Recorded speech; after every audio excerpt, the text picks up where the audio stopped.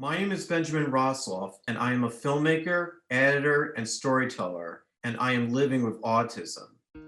There are different types of prayers: prayers that praise God, prayers that thank God, prayers that ask for forgiveness, and prayers that ask God for something.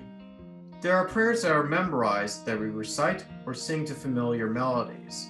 Asking questions is how we learn about people's hopes and dreams and what kind of world they want to live in. Hello, this is Ariella Barker. She is a wheelchair user and an attorney for the city of New York. And I want to thank you for letting me interview you today. Thanks so much for having me, Ben. Do you pray? I do sometimes. It depends on the circumstance.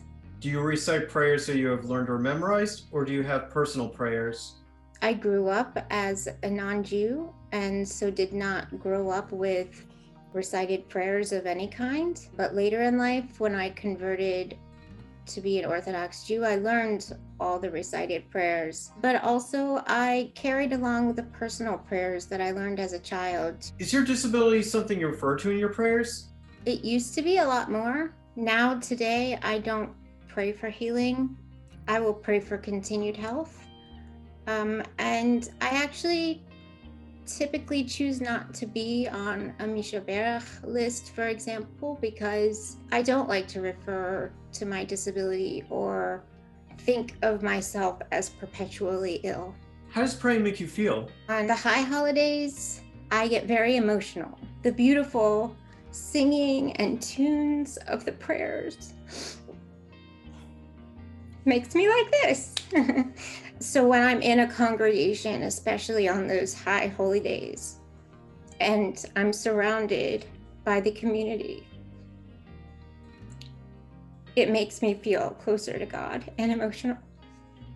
Do you think people with disabilities' prayers are different than prayers of non-disabled people? I think the things that people with disabilities do are no different than the things that non-disabled people do. And that includes prayer. In general, people pray for the same things, and that's to be loved and accepted, to be able to have purpose in life. And that is the same whether you have a disability or you don't. What do you pray for? What I pray for has changed a lot in my life. I used to pray for healing. I used to pray for